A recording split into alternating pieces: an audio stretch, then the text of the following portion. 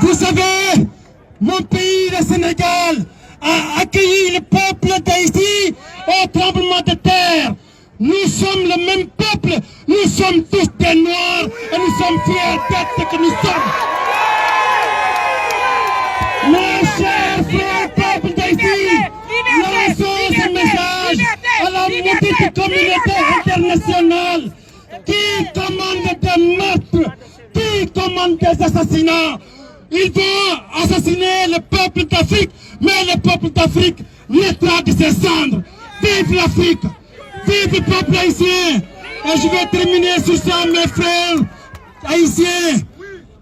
Sachez que, à travers le Sénégal, à travers toute l'Afrique dans son ensemble, nous sommes et nous resterons tous des Jovenel Moïse. Mes chers peuples d'Afrique, mes chers peuples haïtiens, comme l'avait dit Sankara, l'esclave qui n'est pas capable d'assumer sa révolte ne mérite pas que l'on s'apitoie sur son sort. Cet esclave répondra seul de son malheur si se fait l'illusion sur la condescendance suspecte d'un maître qui prétend le franchir. Seule la lutte libère, libérer le peuple africain et la lutte continue.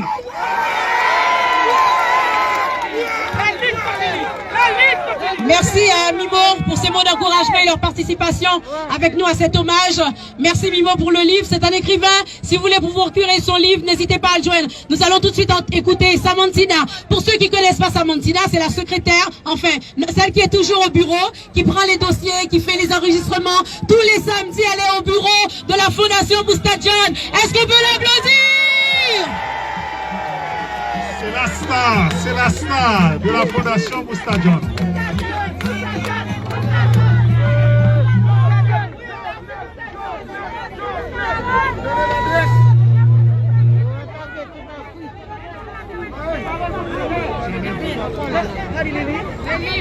Marie.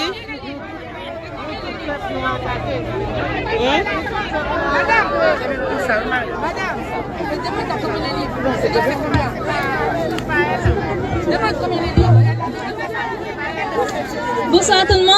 Bonsoir. Cher Jojo, tout le monde est là. Nous sommes là pour te dire un adieu et te rendre un dernier hommage, et ta disparition nous rappelle, comme une évidence, que nous sommes finalement bien peur que ces choses qu'il faut profiter de chaque seconde, de chaque minute ici-bas. De ces hauts dieux de l'histoire, universels témoins, des grands combats de la liberté qui ont inspiré le plus grand nombre. Toi, héritière de Toussaint Louverture et digne fils de Jean-Jacques Dessalines, qui est entré par ta bravoure dans notre histoire, dans nos vies et nos cœurs. Nous aurions aimé te parler en chair et en os, et mieux encore t'entendre nous parler et nous entraîner à transformer ton rêve pour Haïti. En réalité, mais nos visages rincés par des larmes intarissables, nous nous adressons à ton âme comme si tu étais prêt, pour te dire ce que nous ressentons. Porteur d'espoir, porteur du flambeau, valeureux du progrès, cher aux yeux de Victor Hugo, profondeur de notre esclavage maquillé, toi qui as battu pour la vie et la liberté, tu as récolté la mort, toi qui apportais la lumière dans nos lieux comme dans nos esprits et nos consciences, toi qui ouvris nos yeux sur nos plaies cachées et qui nous faisais comprendre notre misère, notre esclavage et nos lieux mortels. Tu nous as été ravis par les forces des ténèbres et de mort. Toi qui disais, face à la folie, politique et intérêts privés qui détruisent la cité, je ne sais pas détruire, je ne sais que bâtir. Tu as été frappé par les forces de destruction. À tes adversaires, tu adressais un « je vous aime » sincère, mais ta main a été repoussée. Tu as été respiré l'amitié, mais tu as récolté la violence perverse, l'assassinat moral, la haine mortelle. Jojo, tu as été poursuivi, taraudé par les questions de Jean-Jacques Dessalines. Et ceux-là, n'auront-ils rien?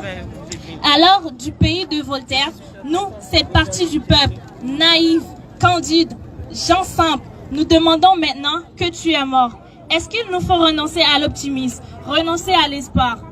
Tu nous as été ravis, alors qui maintenant va s'intéresser au sang?